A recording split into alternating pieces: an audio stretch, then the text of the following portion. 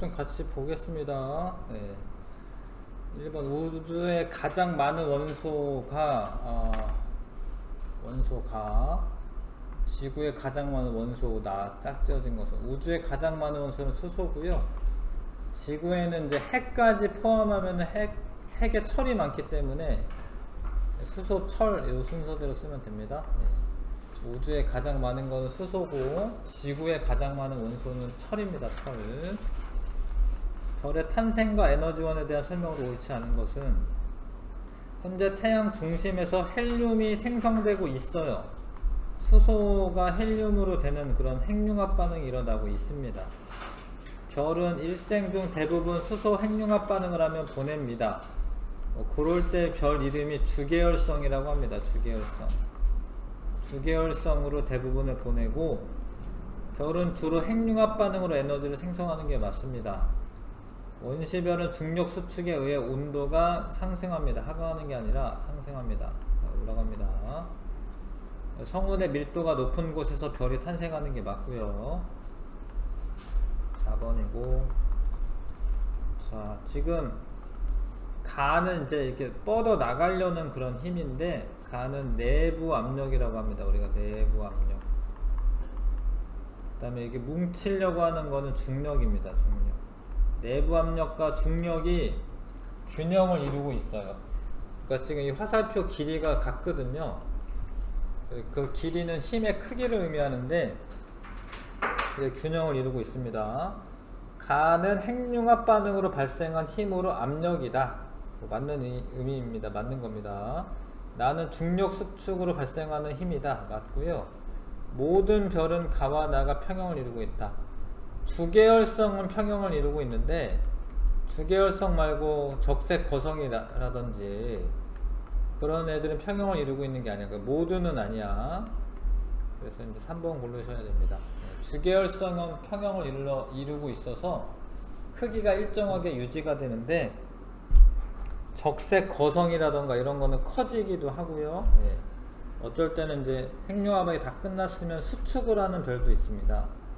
그래서 기억력 3번 고르셔야 하고, 자, 4개의 수소가 헬륨이 될 때 질량이 좀 줄어들어요. 그래서 질량 결손이라고 합니다. 그거를 질량 차이에 해당하는 에너지가 나옵니다. 질량 쓰시면 되고, 자, 5번 별의 중심부에서 핵융합 반응으로 합성할 수 있는 가장 무거운 원소는 철입니다. 철가직은 별 중심부에서 핵융합 반응으로 만들 수 있어요. 철가직은.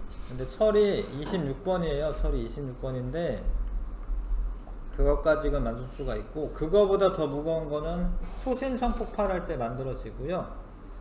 6번의 별의 진화 과정 중에서 금이나 납과 같이 철보다 무거운 원소들이 생성되는 단계는 초신성 폭발할 때입니다. 4번 답이고요. 그 다음에 지금 헬륨까지 만들어졌고, 그 다음에 이거는 이제 주계열성 끝날 무렵이 이렇고요. 철까지 만들어졌잖아. 그럼 이거는 초거성이 이렇습니다. 초거성이.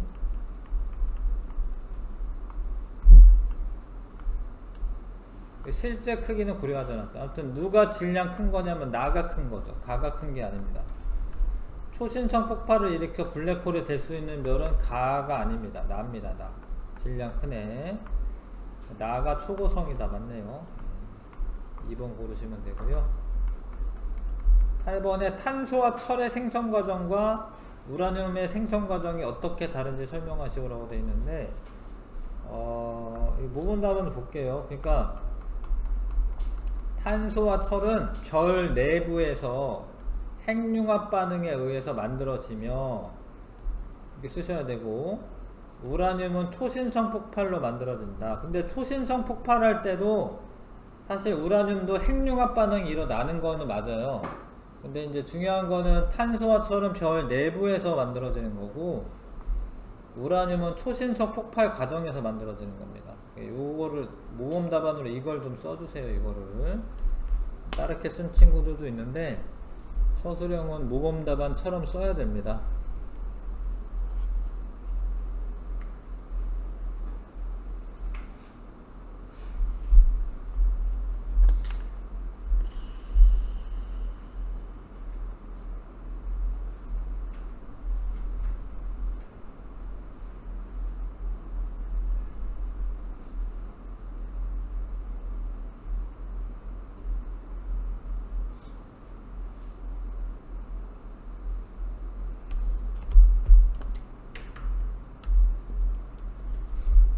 됐지요?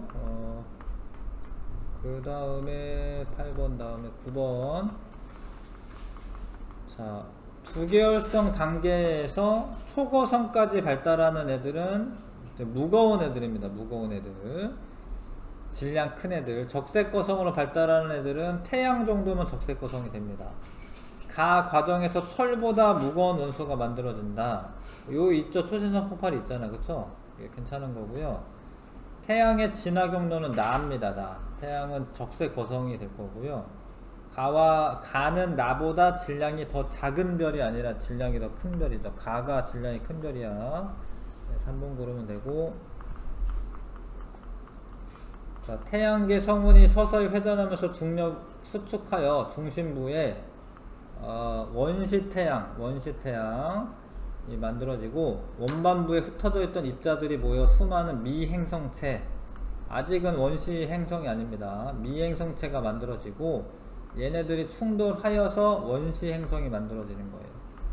1번이 답이고, 물론 원시 행성도 걔네들끼리 충돌해서 현재 행성이 된 겁니다. 1번 답이고요. 자, 지구형 행성과 목성형 행성을 비교한 것 중 옳지 않은 것은, 지구형 행성이 온도가 더 높지. 왜냐하면 태양에 가까우니까. 밀도 큽니다. 무거운 물질들이 더 이루어져 있고요. 대기성은 무거운 기체가 아닙니다. 이게 무거운 기체죠. 미안. 가벼운 기체는 빠져나갔으니까 무거운 기체고, 반지름이 작습니다. 예, 4번 틀렸고, 표면은 고체 성분으로 되어 있습니다. 예. 목성형 행성은 이제 이것도 다 맞아요. 지금 예, 요거만 바뀌어 있네요. 예. 그 다음에 12번. 자, 옳게 말한 사람만 있는 대로 골라라. 지구형 행성은 태양과 가까워 주로 녹는 점이 높은 무거운 물질로 구성되어 있다. 철수 맞고요. 목성형 행성은 태양과 멀어서 수소나 헬륨과 같은 가벼운 기체를 중력으로 끌어당겨 크기가 커질 수 있었어. 맞고요. 지구형 행성이 목성형 행성보다 크기가 작은 이유는 지구형 행성을 이루는 원소의 양이 목성형 행성을 이루는 원소의 양보다 훨씬 작기 때문이다. 다 맞네. 5번 답이고요. 그 다음에 이것도 좀 모범 답안을 참고해서 적겠습니다. 지구형 행성이 목성형 행성에 비해 크기가 작고 평균 밀도가 큰 이유를 아래 제시어를 모두 사용하여 서술하시오. 거리, 온도, 녹는 점, 그 존재했던 양, 성운 안에 존재했던 양, 이거를 참고하셔서 적는데, 모범 답안처럼 자꾸 적으셔야 됩니다. 그래서 그냥 요걸 적을게요. 여기 13번에 1번. 태양과 거리가 먼 곳은 온도가 높아, 녹는 점이 높은, 가까운 곳은 온도가 높아, 녹는 점이 높은 철, 니켈과 같은 무거운 물질이 지구형 행성으로 성장해 밀도가 크며, 무거운 물질은 태양계 성운 안에 존재량이 적기 때문에 크기가 작게 성장했다. 이거 적으시고, 2번도 이거 적으세요. 네. 태양과 거리가 먼 곳은 온도가 낮아서 녹는 점이 낮은 얼음이나 메탄이 응축한 후 성장하였고, 큰 중력으로 수소와 헬륨과 같은 가벼운 기체를 끌어모아 목성형 행성으로 성장하여 밀도가 작으며 수소, 헬륨 등 태양계 성운 안에 존재하는 양이 많기 때문에 크게 성장하였다. 이렇게 이걸 적어 주십시오. 그 다음에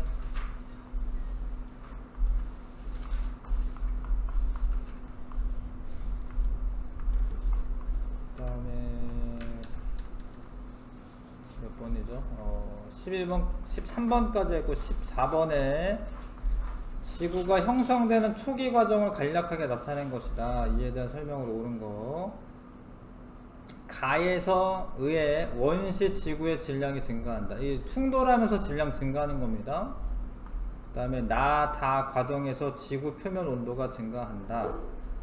그러면서 마그마 바다가 형성될 때는 온도가 증가하는 건데, 지각과 바다가 형성될 때는 식는 거예요. 그래서 니은은 안 되고요. 바다에서 최초의 생명체가 탄생하였다. 그거는 맞는 이야기고, 그래서 기억 디귿 4번 고르시면 되고요. 되시죠? 보기에는 원시지구의 형성 과정을 순서 없이 나열한 것이다. 형성된 순서대로 표기한 것은, 자, 미행성체 충돌, 그러다가 원시바다 형성은 좀 나중에, 마그마 바다 형성은 좀 요 정도, 그 다음에 원시지각이 형성, 그러면 이제 마그마 바다가 형성된 후 멘틀과 핵이 분리된 다음에 식으면서 원시지각이 만들어지고, 그 다음에 바다 생성된 다음에 바다에서 최초의 생명체 탄생, 요 순서대로 하면 되겠네요. 기역, 리을, 미음, 디귿, 니은, 비읍 4번 고르시면 되겠습니다.